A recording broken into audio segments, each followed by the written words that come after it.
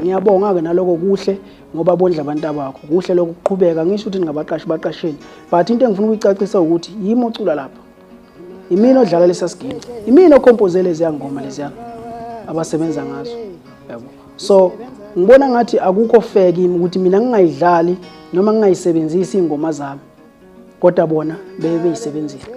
Nginibingelele kuzo zonke izindawo la okufinyela khona lo mbukiso. Igama lami nguVusi. Bayamazi nje abaningi kuyo le channel bafowethu.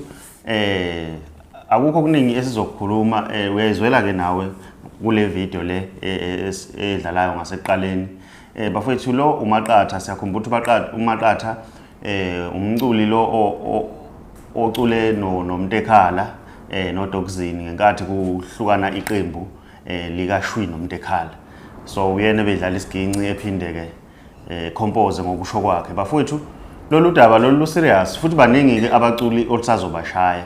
Mhlawumbe singamhleka umaqatha sithi nayo bethanda izinto wayengayisunguleli into yakhe vele wayevele ecula ngokusho kwakhe. Kodwa ke mina ngiyafisa ukuzuvo lwakho ukuthi wena uthini okwakho ukuphawula uma ngabe uzwa lensizwa ikhala ngalolu daba ukuthi ingoma bayakwazi ukuthi bayidlala abanye oza kwabo ekade ecula nabo kodwa yena wathi uma eyidlala bathi wrong.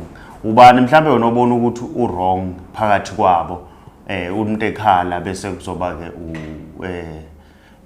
umaqatha njengoba esho ukuthi ke kuyimpucuzeko bamqashile umntekhala kodwa yena akaqashiwe bayakwazi ukuyisebenzisa ingoma engekho. Ngifuna ukuzuvo lwakho nje mbukelo wami ngasekhaya ungene lapha kwi-comment section ngizuvo lwakho ukuthi wena ngabe uthini okwakho ukuphawula ngalolu daba. Mawumusha ngiyacela wenze okulungile ucinezele subscribe cinezele nebell ukuze uzothola ama notification njalo masiposta evidence si channel siyabonga.